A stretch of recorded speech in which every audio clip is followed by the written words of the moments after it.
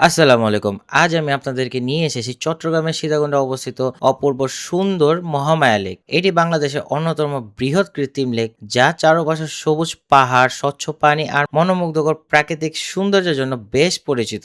মহামায়া লেকের সবচেয়ে বড় আকর্ষণ হলো এর শান্ত পরিবেশ, পাহাড়ে ঘেরা জলরাশি এবং লেকের ভেতরে লুকিয়ে থাকা ছোট ছোট ঝর্ণা। আজকের এই ভ্রমণে আমি কাইকিং বোর্ড চালিয়ে পুরো লেক ঘুরে দেখেছি এবং লেকের ভেতরে থাকা একটি সুন্দর ঝর্ণা পর্যন্ত ঘুরে দেখলাম। ঝর্ণাটি আকারে খুব বড় না হলেও এর প্রাকৃতিক সৌন্দর্য সত্যি মন ছুঁয়ে যাওয়ার মতো। বর্ষাকালে মহামায়া লেক সবচেয়ে বেশি সুন্দর হয়ে ওঠে। তখন পাহাড়গুলো আরো বেশি সবুজ দেখায়, লেকের পানির পরিমাণ বেড়ে যায় এবং ঝর্ণার পানিও তখন আরো বেশি থাকে। তাই সবাইকে সতর্ক থাকা ভালো। আর যারা আমার মতো একাই কাইকিং করতে চান তাহলে অবশ্যই লাইফ জ্যাকেট পরবেন, কারণ লেকের মাঝখানে পৌঁছানোর পর পানির গভীরতা আর চারপাশের বিশাল জলরাশি দেখলেই লাইফ জ্যাকেটের গুরুত্ব সত্যি অনুভব করা যায়। এই জন্য তারা কিছু টাকাও চাইতে পারে। যারা প্রকৃত প্রেমী, অ্যাডভেঞ্চার পছন্দ করেন কিংবা শহরের কোলাহল থেকে কিছুটা শান্তি খুঁজছেন, তাদের জন্য মহামায়া লেক হতে পারে একটি দারুণ গন্তব্য। চলুন তাহলে আজকের এই অসাধারণ ভ্রমণে আপনাদেরকেও সঙ্গে নিয়ে ঘুরে দেখি পাহাড়, লেক আর ঝর্ণার অপূর্ব এক জগৎ মহামায়া লেক। আজকে আমরা চলে আসছি আজকে দ্বিতীয় দিনের দ্বিতীয় গন্তব্য, যেটা হচ্ছে মহামায়া লেক। সেটা আমার পিছনে হচ্ছে মহামায়া লেকের মেইন গেটটা। এখন আমরা মাত্র মহামায়া লেকের দিকে প্রবেশ করলাম। আর আজকের এই দিনটাতে আমাদের শেষ দিন, এবং এই শেষ দিনে আমরা আরো 4-5টা জায়গা ভিজিট করব এবং আজকের দিনে আমাদের ঢাকা চলে যেতে হবে রাত্রের 12টার দিকে।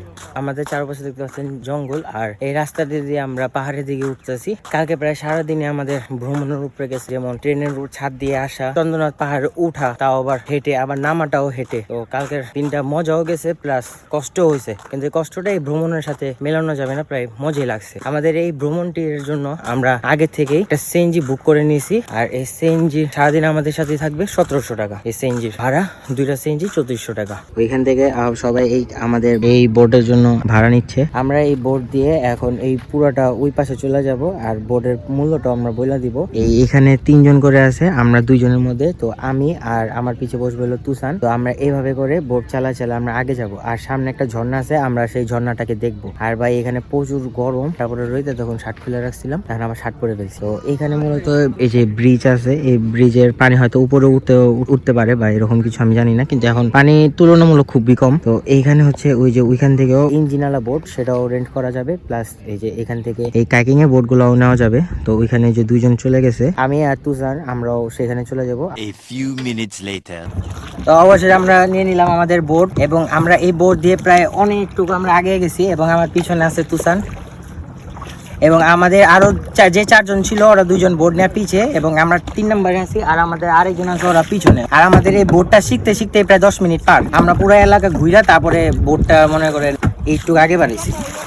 এখন প্রায় আমাদের আরো অনেকটুকু আগে যেতে হবে। এই বোর্ডের মূল্য নিছে 45 মিনিটের জন্য মাত্র 200 টাকা নিছে এই বোর্ডের জন্য। আর আমাদের এই চারপাশের ভিউটা দেখতেই পাচ্ছেন, এবং আমরা চেষ্টা করব যতটুকু সম্ভব আমরা আরো ভিতরে যাওয়ার জন্য, এবং আমরা হাইকিং করে খুব ভালো লাগছে। এবং আমাদের আশেপাশে আরো ওই যে এরা আছে, এবং আমাদের পরিচিত যারা ওরা আর কি 2 জন, একজন খুবই দূরে এবং আরেকজন ওই যে সামনে, আর এই যে আমরা 2 জন এখানে।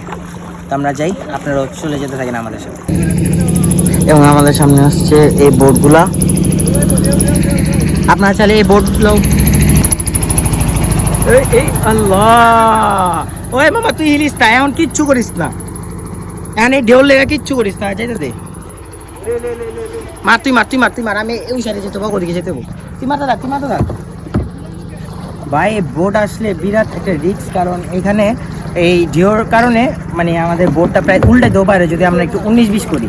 তা আল্লাহর রহমতে আমরা প্রায় অনেকটুকু আগে গেছি, আর এটা আমাদের প্রথম যাত্রা, যা হইলো আবার নৌকা চালানোর মধ্যে। চিন্তা করতেছি বুড়িগঙ্গা নদীতে যাই আমরা চালাবো, টিপ মারো, খেপ মারো। এখান থেকে অনেক জায়গায় যাওয়া যায়, কিন্তু আমরা রিস্ক নিব না। যদি এখান থেকে আরো ভিতরের দিকে ঢুকি, তাহলে ঢুকতে গেলে আমরা অনেক সুন্দর সুন্দর আরো দৃশ্য দেখতে পারবো, যা আমাদের জন্য অনেক ভয়ঙ্কর, কারণ আমরা 2 জন এখানকার আশেপাশে আমরা কিছুই চিনি না। আর যারা চিনে তারা মূলত প্রচুর দূরে আমাদের থেকে। তা আমরা চালাতে পারি না, কিন্তু আমাদের ক্ষুদ্র জ্ঞান থেকে আমরা যা বুঝলাম আমরা এইভাবে চালাতে হয়। কি রে, কি বুঝছো? হ্যাঁ, ওই তো মনে করেন ছবি তুলতে আসছিল, কিন্তু আর পুরো একদম অবস্থা খারাপ, কারণ শার্টের মধ্যে আর এই ঠাডা বড় সূর্য আমাদের মাথার উপরে। তা আমাদের প্রায় আরো ভিতরের দিকে যেতে হবে। তো মূলত আমরা এই ঝর্ণার সামনে চলে আসছি, আর এই ঝর্ণার সৌন্দর্য খুবই অসাধারণ, এবং আমাদের নৌকা চালাইতে হচ্ছে প্রায় 20টা মিনিট, তো 20টা মিনিট প্রায় অনেক নৌকা চালাইছে, হাতে যেগুলো ব্যথা করতেছে, তো সুতরাং এখানে আমরা গোসল করবো না। এই যে আমরা এখান থেকে যাচ্ছি, প্রায় এই জায়গাটা অনেক পিছলা, ভালো হয়েছে আমি গোসল, এই যে আমি গোসল করে নিয়ে ভালো হয়েছে। এই জায়গাটা প্রচুর পিছলা, যে এখানে আরো মানুষ আসতেছে, ওই যে ওখানে আরো ভিতরে জায়গা আছে, এবং এই যে এখান থেকে আমাদের চলে আসতে হচ্ছে ওইখানে। এই যে এতটুকুই জায়গা, কিন্তু অতটা আমল না, তবে আমার কাছে বেশ ভালোই লেগেছে। আপনারা আসলে ঘুরে যাবেন।